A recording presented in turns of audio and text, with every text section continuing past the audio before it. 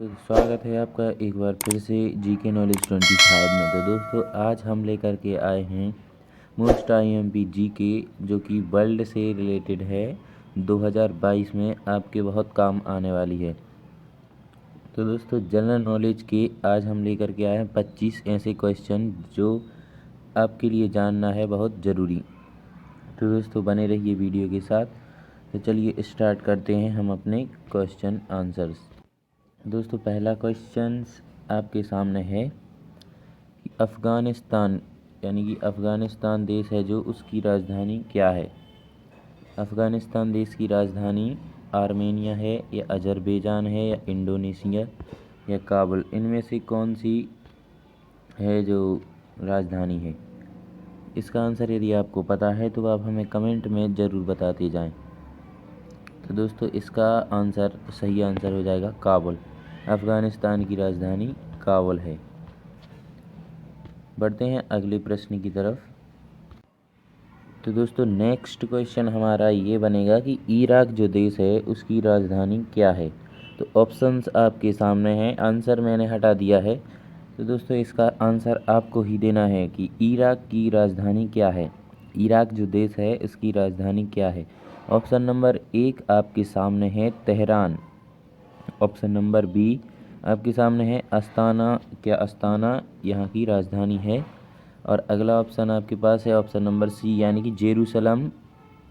और option number D आपके सामने है इराक की राजधानी। इन चारों में से कौन है आपको आंसर में बताना है। तो दोस्तों जल्दी कीजिए, आंसर कमेंट कीजिए। तो दोस्तों इसका आंसर है बगदाद, यानी कि प्रश्न क्रमांक 2 यानी कि इराक की राजधानी बगदाद है। चलिए आगे बढ़ते हैं अगले क्वेश्चन की तरफ। तो दोस्तों अगला क्वेश्चन है हमारे सामने कि हाथों पर हर सरसों जमाना। ये जो मुहावरा दिया गया है आपके सामने, हाथों पर या हथेली पर सरसों जमाना, इस मुहावरे का अर्थ क्या हो सकता है। तो ऑप्शन नंबर 1 आपके सामने है कि असंभव काम करने की कोशिश करना।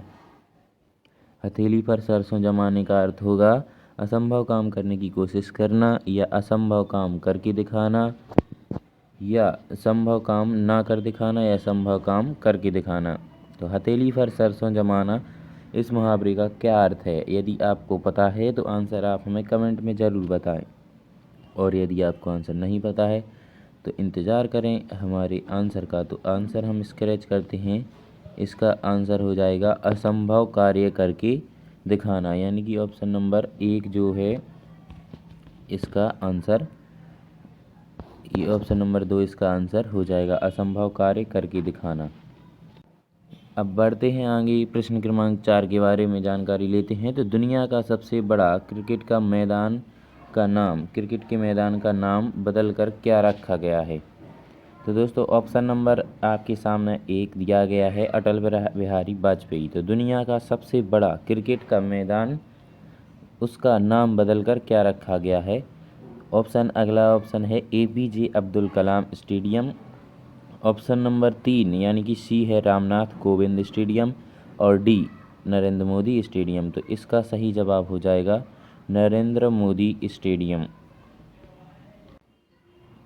तो दोस्तों अब बात करते हैं क्वेश्चन नंबर 5 की, यानी कि क्वेश्चन नंबर 5। तो भारत के प्रथम राष्ट्रपति जो थे उनका क्या नाम था। ऑप्शन आपके सामने हैं महात्मा गांधी, डॉक्टर राजेंद्र प्रसाद और पंडित जवाहरलाल नेहरू। और अंतिम ऑप्शन आपके पास है डॉक्टर सर्वपल्ली राधाकृष्णन। तो भारत के प्रथम राष्ट्रपति का क्या नाम था। तो ये बहुत ही ज़्यादा महत्वपूर्ण प्रश्न है कि भारत के जो राष्ट्रपति थे प्रथम, उनका क्या नाम था। यदि आपको आंसर पता है तो आप हमें कमेंट में ज़रूर बताएं। तो दोस्तों इसका आंसर हम स्क्रैच करते हैं तो आंसर आ जाएगा हमारा डॉक्टर राजेंद्र प्रसाद। तो भारत के जो प्रथम राष्ट्रपति थे वह थे डॉक्टर राजेंद्र प्रसाद। बढ़ते हैं अगले प्रश्न की तरफ। नेक्स्ट क्वेश्चन आपके सामने है। तो RBI के प्रतीक चिन्ह यानी कि लोगो में कौन सा पेड़ है।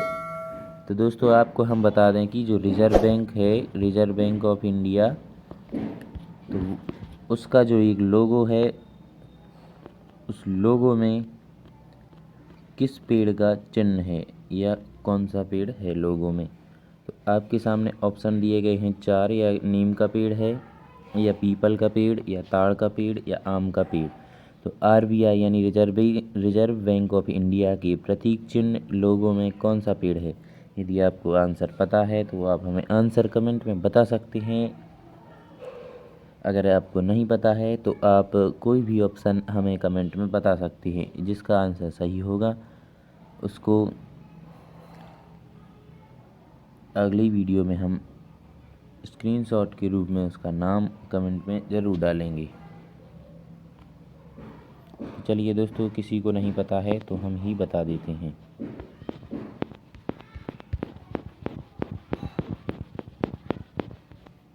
तो आरबीआई के प्रतीक चिन्ह लोगो में कौन सा पेड़ है? तो वह है ताड़ का पेड़। बढ़ते हैं अगले क्वेश्चन। अगला क्वेश्चन है आपके सामने, हमारे सौर मंडल में सबसे छोटा ग्रह कौन सा है? बुध है या बृहस्पति? अगली दो ऑप्शन आपको हम आगे की उस फोटो में बताएंगे। तो हमारे सौर मंडल का सबसे छोटा ग्रह कौन सा है? यदि आपको पता है तो आप हमें कमेंट में ज़रूर बता दें। चलिए, अगला ऑप्शन आपके सामने है पृथ्वी और अंतिम ऑप्शन आपके सामने है मंगल। तो दोस्तों, आपको बताना है कि सौर मंडल का जो सबसे छोटा ग्रह है वह कौन सा है। तो दोस्तों, इसका आंसर आपको पता है तो आप हमें कमेंट में ज़रूर बताएं। यदि नहीं है पता तो आप देखें इसका आंसर। तो बुध ग्रह है जो मर्क्यूरी, वह सौरमंडल का सबसे छोटा ग्रह है। तो चलिए बढ़ते हैं अगले प्रश्न की तरफ। तो दोस्तों, अगला क्वेश्चन है जो क्रिकेट से रिलेटेड है, यानी कि क्रिकेट प्रेमी ज़रूर देखें, उनको ज़रूर आंसर देना है जिनको पता है। तो अगला प्रश्न है हमारा, क्रिकेट का जन्मदाता किस देश को कहा जाता है? तो जो क्रिकेट है उसका जन्मदाता किसे कहा जाता है? भारत को कहा जाता है, इंग्लैंड को, या ऑस्ट्रेलिया को, या वेस्ट इंडीज को? तो क्रिकेट का जो जन्मदाता है, जहाँ से क्रिकेट प्रारंभ हुआ है, तो वह कौन सा देश था जहाँ से क्रिकेट प्रारंभ हुआ है? ऑप्शन आपके सामने है भारत, इंग्लैंड, ऑस्ट्रेलिया और वेस्ट इंडीज। तो उत्तर आपको देना है कमेंट में। जो जिसको भी आंसर पता है जल्दी से कमेंट कर दें। दोस्तों, इसी प्रकार की वीडियो पाने के लिए आप हमारे चैनल को सब्सक्राइब भी कर सकते हैं और अपने फ्रेंड्स में शेयर भी कर सकते हैं। तो दोस्तों, इसका आंसर यदि आपको नहीं है पता तो देखिए इसका उत्तर क्या हो सकता है। तो दोस्तों, क्रिकेट का जन्मदाता इंग्लैंड देश को कहा जाता है। बढ़ते हैं अगले प्रश्न की तरफ। तो दोस्तों, अगली वीडियो है हमारी इंटरनेट से रिलेटेड। तो अगला क्वेश्चन है इंटरनेट से रिलेटेड। तो प्रश्न क्रमांक 9 हो जाएगा हमारा, आईपी का पूरा नाम यानी कि आईपी का फुल फॉर्म क्या है? ऑप्शन नंबर 1 आपके सामने है इंटरनेट प्रोवाइडर। आईपी का पूरा नाम है क्या? या इंटरनेट प्रोटोकॉल, या इंटरनेट प्राइवेसी, या इनमें से कोई नहीं? तो आईपी का फुल फॉर्म हो जाएगा, इन 4 ऑप्शनों में से किसी एक में आंसर छुपा हुआ है। तो यदि आपको आंसर पता है तो आप हमें कमेंट में बताएं, अन्यथा आप इंतज़ार करें हमारे ऑप्शंस के लिए। तो दोस्तों, इंटरनेट आईपी का पूरा नाम इंटरनेट है और इसके आगे का इंटरनेट प्रोटोकॉल है। तो दोस्तों, आईपी का पूरा नाम आप जान ही चुके होंगे, इंटरनेट प्रोटोकॉल। बढ़ते हैं अगले प्रश्न की तरफ। तो दोस्तों, प्रश्न क्रमांक 10वां है, हमारे देश में यानी कि हमारे देश भारत का राष्ट्रीय चिन्ह या राष्ट्रीय खेल क्या है? दोस्तों, प्रश्न क्रमांक 10 ये पूछ रहा है कि हमारे देश में भारत का राष्ट्रीय खेल क्या है? तो ऑप्शन नंबर 1 आपके सामने है क्रिकेट क्या भारत का राष्ट्रीय खेल है, या हॉकी भारत का राष्ट्रीय खेल है, या कबड्डी भारत का राष्ट्रीय खेल है, और डी खो खो राष्ट्रीय खेल है। दोस्तों, जो इंडिया से है हमें कमेंट में ज़रूर बताएंगे, आंसर उनको पता होगा यदि आपको आंसर पता है तो आप हमें कमेंट में ज़रूर बताएं कि इसका आंसर क्या है। जिसको आंसर नहीं है पता तो आप इंतज़ार करें हमारे आंसर देने का। जिस व्यक्ति को जिस स्टूडेंट को हमारा ये आंसर पता है कि हमारे देश का राष्ट्रीय खेल क्या है तो उसका नाम जल्दी से कमेंट में डाल दें। तो दोस्तों इसका आंसर हो जाएगा हॉकी। हॉकी का गेम भारत का नेशनल गेम है, यानी कि राष्ट्रीय खेल हॉकी है। चलिए बढ़ते हैं अगले प्रश्न की तरफ। चलिए अगला प्रश्न है आपके सामने कि भारत में शिक्षक दिवस कब मनाया जाता है। तो भारत का जो शिक्षक दिवस है वह 15 अगस्त को मनाया जाता है, या 19 सितंबर को मनाया जाता है, या 5 सितंबर को मनाया जाता है, या 26 जनवरी को मनाया जाता है। तो दोस्तों भारत में शिक्षक दिवस कब मनाया जाता है, ऑप्शंस आपके सामने हैं। तो पहला ऑप्शन है 15 अगस्त, दूसरा ऑप्शन है 19 सितंबर, तीसरा ऑप्शन है 5 सितंबर और चौथा ऑप्शन है 26 जनवरी। तो इसमें से जिसको भी आंसर यह पता है तो आप हमें कमेंट बॉक्स में ज़रूर बताएं। तो दोस्तों इसका उत्तर है 5 सितंबर को। भारत में शिक्षक दिवस 5 सितंबर को मनाया जाता है। चलिए बढ़ते हैं अगले प्रश्न की तरफ। तो दोस्तों अगला प्रश्न है शतरंज के खेल में बोर्ड में कितने खाने या वर्ग होते हैं। दोस्तों जिसने शतरंज यानी कि चेस का गेम खेला है तो उनको यह आंसर बिल्कुल पता होना चाहिए। तो दोस्तों ऑप्शंस आपके सामने हैं। शतरंज खेल के बोर्ड में कितने खाने होते हैं। तो option number A 62, option number B 68, option number C 58 और ऑप्शन डी 64। तो आपको यह आंसर बताने हैं। जो चेस खेलता है वह जल्दी से आंसर कमेंट कर दें। तो दोस्तों एक बात और हम आपको बता दें कि अभी तक आपने चैनल को सब्सक्राइब नहीं किया है तो चैनल को सब्सक्राइब कर दें। हम इसी प्रकार की जीके की क्विज और नॉलेजेबल टॉपिक्स लाते रहते हैं।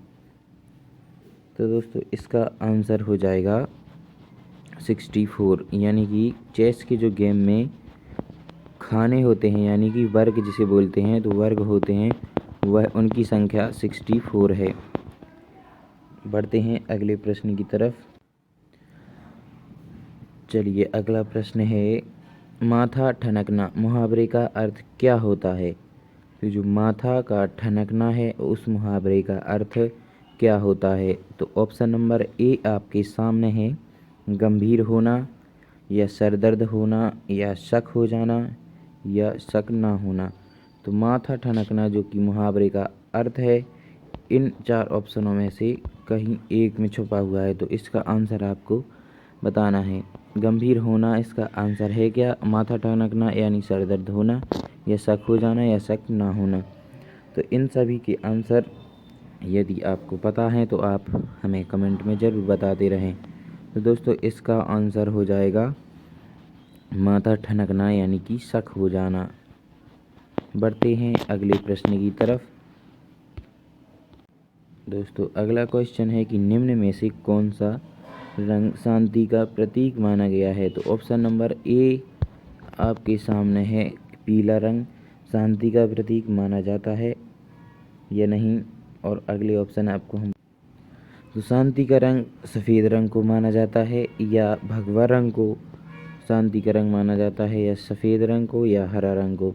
तो दोस्तों शांति का रंग पूछा गया है तो कौन सा रंग है जो शांति का रंग है, उत्तर हमें कमेंट में बताएं। तो दोस्तों इसका उत्तर हो जाएगा सफ़ेद रंग।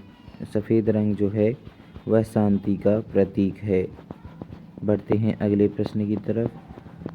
दोस्तों अभी तक आपने चैनल को सब्सक्राइब नहीं किया है तो सब्सक्राइब जरूर कर लीजिए। बढ़ते हैं अगले प्रश्न। तो दोस्तों अगला प्रश्न हमारे सामने है गौतम बुद्ध के बचपन का क्या नाम था। ऑप्शन नंबर ए आपके सामने है गौतम बुद्ध का बचपन का नाम गौतम था, या अर्जुन था, या सिद्धार्थ, या फिर बुद्ध। तो गौतम बुद्ध के जो बचपन का नाम था वह आपको बताना है। यदि आपको आंसर पता है तो आप हमें कमेंट बॉक्स में ज़रूर बताएं और यदि आपको आंसर नहीं पता है तो हम बताते हैं। तो दोस्तों इसका आंसर हो जाएगा सिद्धार्थ। बढ़ते हैं अगली क्वेश्चन की तरफ। तो दोस्तों अगला क्वेश्चन आपके सामने है कि राष्ट्रगीत है जो वंदे मातरम, उसके रचयिता कौन थे या कौन हैं? राष्ट्रीय गीत वंदे मातरम के रचयिता कौन हैं? ऑप्शन नंबर ए आपके सामने महात्मा गांधी या बंकिम चंद्र चट्टोपाध्याय, रविंद्रनाथ टैगोर और इनमें से कोई नहीं। तो दोस्तों ऑप्शंस में से एक आंसर छुपा हुआ है, तो आपको आंसर हमें कमेंट में बताना है। तो राष्ट्रीय गीत वंदे मातरम की रचयिता बंकिम चंद्र चट्टोपाध्याय थे यह हैं। तो दोस्तों जो वंदे मातरम का गीत है वह किसके द्वारा लिखा गया है? तो इसका आंसर हो जाएगा बंकिम चंद्र चट्टोपाध्याय के द्वारा लिखा गया है। बढ़ते हैं अगले प्रश्न की तरफ। दोस्तों अगला क्वेश्चन आपके सामने है कि भारत का जो राष्ट्रीय गीत है वह कौन सा है? तो भारत का जो राष्ट्रगीत है वह कौन सा है? भारत का राष्ट्रगीत वंदे मातरम है या जनगण मन है या मेरा भारत महान या मेरे देश की धरती। तो जो राष्ट्रीय गीत होता है वह वंदे मातरम है, यह हमारा आंसर हो जाएगा ऑप्शन नंबर ए। बढ़ते हैं अगले क्वेश्चन की तरफ।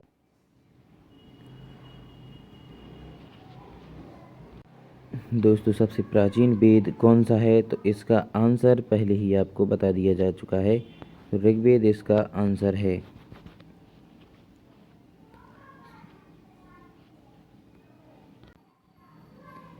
तो दोस्तों अगला प्रश्न आपके सामने है कि भारत का सबसे बड़ा सैन्य पुरस्कार यानी कि मिलिट्री अवार्ड कौन सा है?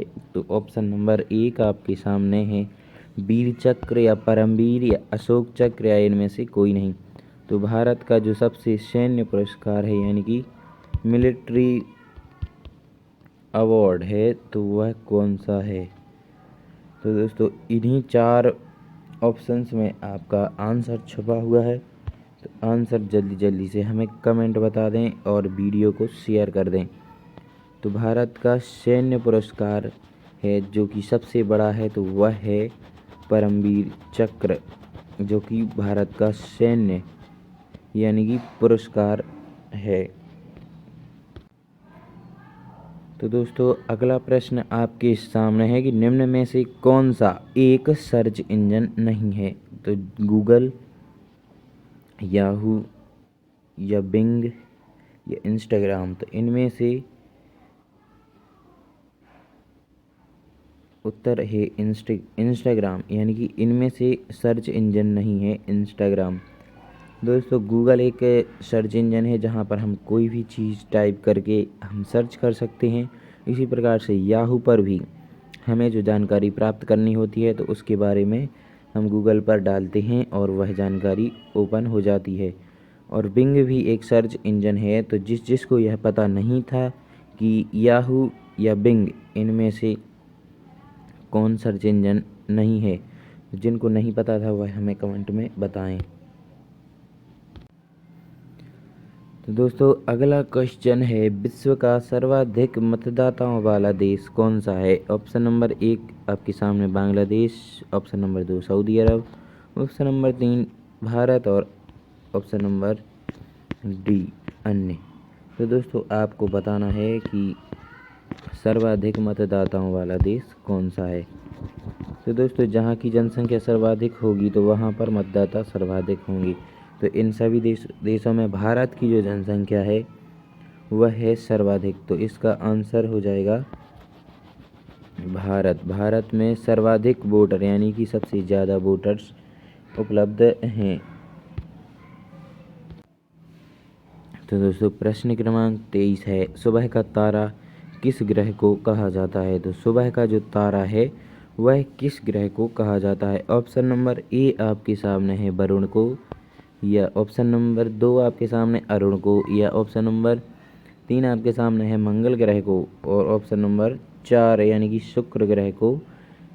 तो इसका आंसर आपको कमेंट में बताना है। सुबह का तारा किस ग्रह को कहा जाता है, यानी कि मॉर्निंग स्टार किसे कहते हैं।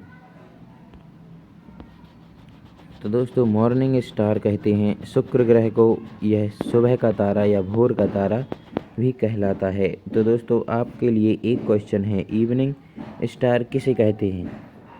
जिसको आंसर पता है तो वह आप हमें कमेंट में ज़रूर बताएं।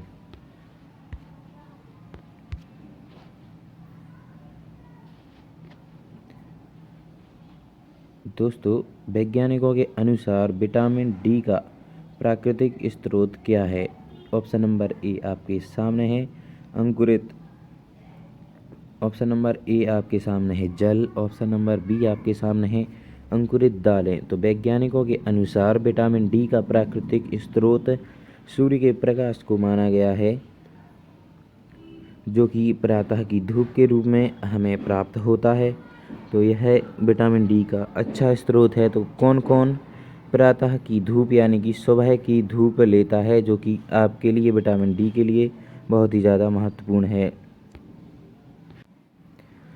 अगला क्वेश्चन है कि किस राज्य में सबसे ज़्यादा सोयाबीन का उत्पादन होता है। तो ऑप्शन नंबर ए आपके सामने है मध्य प्रदेश में, या ऑप्शन नंबर 2 आपके सामने राजस्थान में, ऑप्शन नंबर 3 बिहार, या ऑप्शन नंबर 4 उत्तर प्रदेश में। तो किस राज्य में सबसे ज़्यादा सोयाबीन का उत्पादन होता है। आंसर जिसको कमेंट में आंसर जिसको पता है तो वह कमेंट में आंसर बता दें। तो हम बता देते हैं इसका आंसर। तो मध्य प्रदेश में सोयाबीन का उत्पादन सर्वाधिक होता है, सर्वाधिक मात्रा में होता है। तो दोस्तों ये थे आज के महत्वपूर्ण 25 क्वेश्चन आंसर, जो कि आपको जानना बहुत ही आवश्यक थे। तो दोस्तों वीडियो कैसी लगी आप हमें कमेंट में ज़रूर बताएं, और इसी प्रकार की और वीडियो पाने के लिए आप हमारे चैनल को सब्सक्राइब कर दें, अपने फ्रेंड्स को, अपने क्लासमेट्स को शेयर कर दें। धन्यवाद।